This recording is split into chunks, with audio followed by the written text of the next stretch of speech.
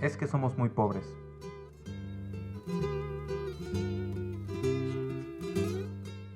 Aquí todo va de mal en peor. La semana pasada se murió mi tía Jacinta y el sábado, cuando ya la habíamos enterrado y comenzaba a bajársenos la tristeza, comenzó a llover como nunca. A mi papá eso le dio coraje, porque toda la cosecha de cebada estaba soleándose en el solar. Y el aguacero llegó de repente, en grandes olas de agua, sin darnos tiempo ni siquiera de esconder, aunque fuera un manojo. Lo único que pudimos hacer, todos los de mi casa, fue estarnos arrimados debajo del tejabán, viendo cómo el agua fría que caía del cielo quemaba aquella cebada amarilla, tan recién cortada. Y apenas ayer, cuando mi hermana Tacha acababa de cumplir 12 años, supimos que la vaca que mi papá le regaló para el día de su santo se la había llevado el río. El río comenzó a crecer hace 3 noches, a eso de la madrugada. Yo estaba muy dormido y sin embargo, el estruendo que traía el río al arrastrarse me hizo despertar enseguida y pegar un brinco de la cama con mi cobija en la mano, como si hubiera creído que se estaba derrumbando el techo de mi casa. Pero después me volví a dormir, porque reconocí el sonido del río y porque ese sonido se fue haciendo igual hasta traerme otra vez el sueño. Cuando me levanté, la mañana estaba llena de nublazones y parecía que había seguido lloviendo sin parar. Se notaba en que el ruido del río era más fuerte y se oía más cerca. Se olía, como se huele una quemazón, el olor a podrido del agua revuelta. A la hora en que me fui a asomar, el río ya había perdido sus orillas.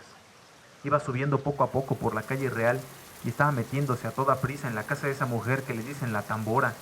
El chapaleo del agua se oía al entrar por el corral y al salir en grandes chorros por la puerta. La tambora iba y venía caminando por lo que era ya un pedazo de río, echando a la calle sus gallinas para que se fueran a esconder a algún lugar donde no les llegara la corriente. Y por el otro lado, por donde está el recodo, el río se debía de haber llevado, quién sabe desde cuándo, el tamarindo que estaba en el solar de mi tía Jacinta, porque ahora ya no se ve ningún tamarindo. Era el único que había en el pueblo, y por eso nomás la gente se da cuenta de que la creciente esta que vemos es la más grande de todas las que han bajado del río en muchos años. Mi hermana y yo volvimos a ir por la tarde a mirar aquel amontonadero de agua, que cada vez se hace más espesa y oscura, y que pasa ya muy por encima de donde debe estar el puente. Allí estuvimos horas y horas sin cansarnos viendo la cosa aquella. Después nos subimos por la barranca porque queríamos oír bien lo que decía la gente, pues abajo junto al río hay un gran ruidazal y solo se ven las bocas de muchos que se abren y se cierran y como que quieren decir algo, pero no se oye nada. Por eso nos subimos a la barranca, donde también hay gente mirando el río y contando los perjuicios que ha hecho. Allí fue donde supimos que el río se había llevado a la serpentina, la vaca esa que era de mi hermana Tacha, porque mi papá se la regaló el día de su cumpleaños, y que tenía una oreja blanca y otra colorada y muy bonitos ojos. No acabo de saber por qué se le ocurrió a la serpentina pasar el río este, cuando sabía que no era el mismo río que ella conocía de a diario. La serpentina nunca fue tan atarantada. Lo más seguro es que ha de haber venido dormida para dejarse matar, así nomás por nomás.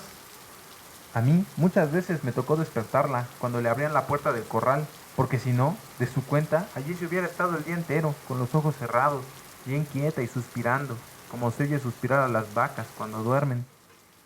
Y aquí ha de haber sucedido eso de que se durmió. Tal vez se le ocurrió despertar al sentir que el agua pesada le golpeaba las costillas. Tal vez entonces se asustó y trató de regresar, pero entonces se encontró entreverada y acalambrada entre aquella agua negra y dura como tierra corrediza. Tal vez bramó pidiendo que le ayudaran. Bramó como solo Dios sabe cómo. Yo le pregunté a un señor que si vio cuando la arrastraba el río, si no había visto también al becerrito que andaba con ella, pero el hombre dijo que no sabía si lo había visto. Solo dijo que la vaca manchada pasó patas arriba, muy cerquita de donde él estaba, y que allí dio una voltereta y luego no volvió a ver ni los cuernos, ni las patas, ni ninguna señal de vida. Por el río rodaban muchos troncos de árboles con todo y raíces, y él estaba muy ocupado en secar leña, de modo que no podía fijarse si eran animales o troncos lo que arrastraba. No más por eso no sabemos si el becerro está vivo o se fue detrás de su madre río abajo. Si así fue, que Dios los ampare a los dos. La apuración que tienen en mi casa es lo que puede suceder el día de mañana, ahora que mi hermana Tacha se quedó sin nada, porque mi papá, con mucho trabajo, había conseguido la serpentina desde que era una vaquilla, para dársela a mi hermana, con el fin de que ella tuviera un capitalito y no se fuera a ir de piruja como le hicieron mis otras dos hermanas, las más grandes. Según mi papá, ellas se habían echado a perder porque éramos muy pobres en mi casa. y ellas eran muy retobadas. Desde chiquillas ya rezongaban, y tan luego que crecieron les dio por andar con hombres de lo peor, que les enseñaron cosas malas. Ellas aprendieron pronto y entendían muy bien los chiflidos, cuando las llamaban a altas horas de la noche.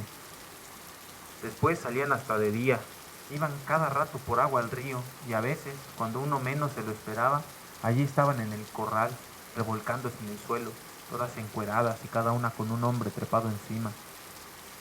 Entonces mi papá las corrió a las dos. Primero les aguantó todo lo que pudo, pero más tarde ya no pudo aguantarlas más y les dio carrera para la calle. Ellas se fueron para Ayutla, o no sé para dónde, pero andan de pirujas. Por eso le entra la mortificación a mi papá, ahora por la Tacha, que no quiere vaya a resultar como sus otras dos hermanas, al sentir que se quedó muy pobre viendo la falta de su vaca, viendo que ya no va a tener con qué entretenerse mientras le da por crecer y pueda casarse con un hombre bueno, que le pueda querer para siempre. Y eso ahora va a estar difícil.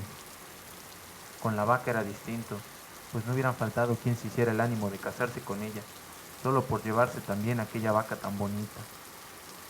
La única esperanza que nos queda es que el becerro esté todavía vivo. Ojalá no se le haya ocurrido pasar el río detrás de su madre, porque si así fue, mi hermana Tacha está tantito así de retirado de hacerse piruja, y mamá no quiere. Mi mamá no sabe por qué Dios le ha castigado tanto en darle unas hijas de ese modo, cuando en su familia, desde su abuela para acá, nunca ha habido gente mala. Todos fueron criados en el temor de Dios y eran muy obedientes y no le cometían irreverencias a nadie. Todos fueron por el estilo. ¿Quién sabe de dónde les vendría ese par de hijas suyas aquel mal ejemplo? Ella no se acuerda. Le da vuelta a todos sus recuerdos y no ve claro dónde estuvo su mal o el pecado de nacerle una hija tras otra con la misma mala costumbre.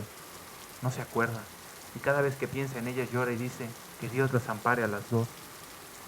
Pero mi papá alega que aquello ya no tiene remedio.